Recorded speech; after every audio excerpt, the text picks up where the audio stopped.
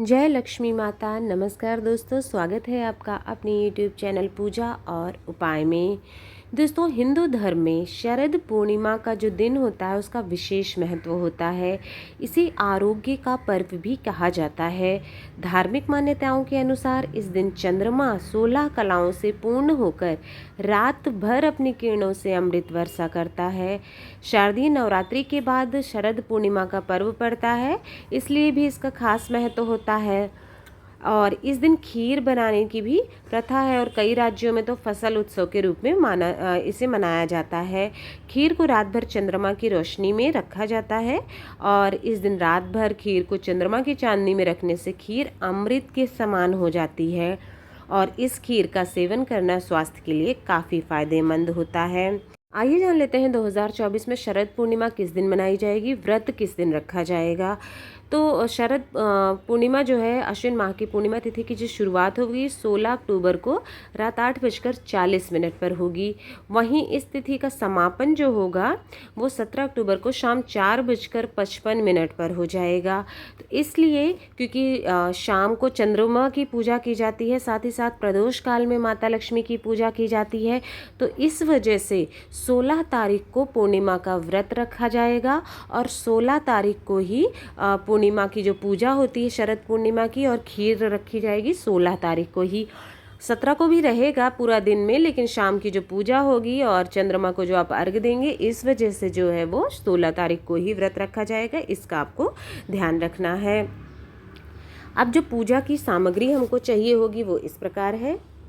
सबसे पहले तो आपको माता लक्ष्मी की फ़ोटो चाहिए होगी भगवान विष्णु के साथ साथ में, क्योंकि दोनों की पूजा की जाती है। मुख्य तौर पर माता लक्ष्मी की पूजा की जाती है, ऐसा माना जाता है। इस दिन ही माता लक्ष्मी की समुद्र मंथन से उत्पत्ति हुई थी, तो इसलिए माता लक्ष्मी की आपके पास जो भी स्वरूप की उनके पास फ़ोटो है तो उनकी पूजा अर्चना करनी है। साथ में विष्णु भगवान को भी रखना है। अगर साथ में नहीं है फ़ोटो तो आप अलग से विष्णु भगवान की या लड्डू गोपाल को भी स्थापित कर सकते हैं। तो इस तरह से लक्ष्मी नारायण की फ़ोटो ले लीजिएगा। गणेश भगवान को प्रथम पूज्य है रखिएगा।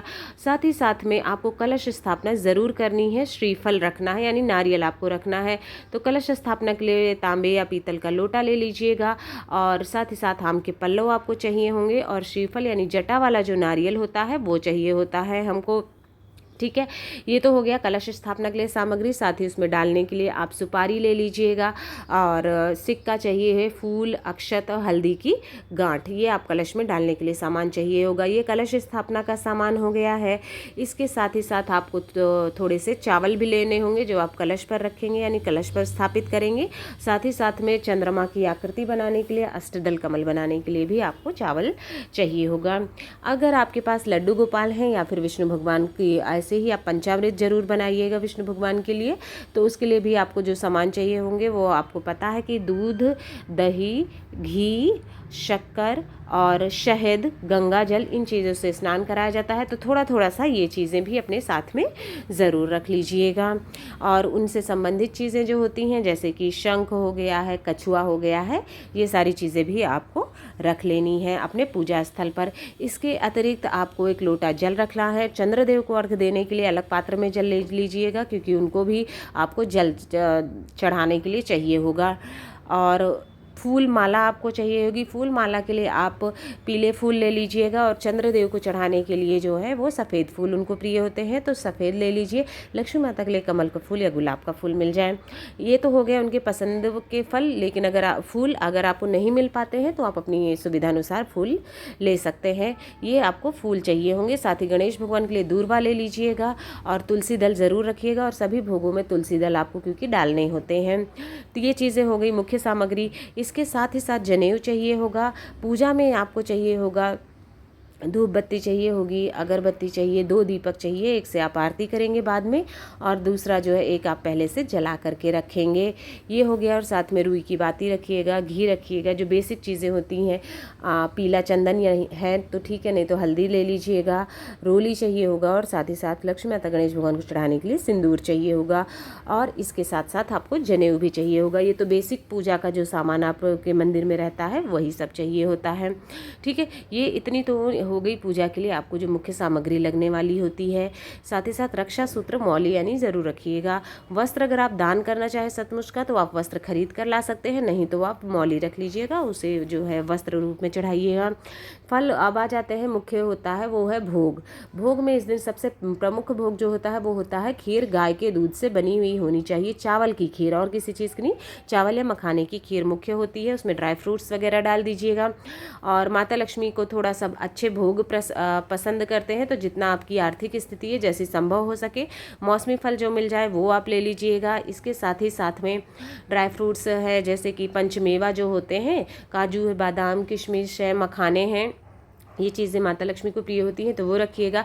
चंद्रदेव को चढ़ाने के लिए कोई सफ़ेद मिठाई, और गणपति बप्पा के लिए आपको लड्डू का भोग लगाना है। ये तो हो गया भोग प्रसाद की बात। सबसे मुख्य जो है आपको बता ही दिया है, खीर का प्रसाद है, वो जरूर रखिएगा। इसके साथ माता लक्ष्मी को चढ़ाने के लिए सुहाग की सामग्री अपनी सामर्थ्य के अनुसार ले लीजिएगा। जो मुख्य सामग्री होती है 5 तो कम से कम ज़रूर चढ़ा दीजिएगा, जैसे चूड़ी, बिंदी, मेहंदी, महावर, ये चीज़ें जो होती हैं ये ज़रूर चढ़ा दीजिएगा। आगे आपकी सामर्थ्य अनुसार है। शरद पूर्णिमा की व्रत कथा की पुस्तक जो आती है वो ले लीजिएगा। अगर नहीं है तो आप इंटरनेट भी कथा को सुन सकते हैं, पढ़ सकते हैं, नहीं तो शरद पूर्णिमा की व्रत कथा तो की पुस्तक भी आती है, आप वो भी ले सकते हैं। इस तरह से ये जो मुख्य सामग्री है चाहिए होगी। दान दक्षिणा के लिए आपकी सामर्थ्य के अनुसार जो दान का सामान होगा वो ले लीजिएगा, अपने पास रखिएगा। ये हो गया है, सभी चीज़ आपकी हो गई है, मुख्य सामग्री जो है ये इस प्रकार से, ठीक है। और ये पूजा शाम के समय की जाती है, तो आप प्रदोष काल में चौकी स्थापित करिएगा और पूजा करिएगा। अंत में जो है चंद्रदेव जब आ जाते हैं तो चंद्रमा को भी अर्घ देना मत भूलिएगा। चंद्रमा की विशेष पूजा की जाती है। तो इस वीडियो में आपने देखा है, पूरी पूजा भी आपको करके दिखाई है, साथ ही पूजा सामग्री बता दी गई है। सभी सामग्री को आप नोट कर लीजिए। और जो हमारी अष्टलक्ष्मी माता है यानी 8 रूपों की इस दिन पूजा की जाती है शाम को। तो कलश स्थापना का सामग्री भी बता दिया है, सारी सामग्री बता दी है। इस प्रकार से आपको ये पूजा कंप्लीट करनी है। आप चाहें तो थोड़ी सी हवन भी कर सकते हैं, अगियारी माता लक्ष्मी के लिए और चंद्रदेव के लिए, ठीक है। और ये जो है शाम के समय पूजा करिएगा। सुबह भी की जाती है, लेकिन प्रदोष कर्म में माता लक्ष्मी की पूजा का विशेष महत्व होता है। दोस्तों ये हुआ शरद पूर्णिमा किस दिन मनाई जाएगी, पूजा सामग्री और पूजा विधि आपको दिखा दी है। अगर आपको वीडियो पसंद आया हो तो वीडियो को लाइक करें, शेयर करें, चैनल सब्सक्राइब करें, कमेंट बॉक्स में जय लक्ष्मी माता ज़रूर लिखें। आप सभी को शरद पूर्णिमा की बहुत बहुत शुभकामनाएं। माता लक्ष्मी का आपके घर पे कृपा सदैव बनी रहे। जय माता दी।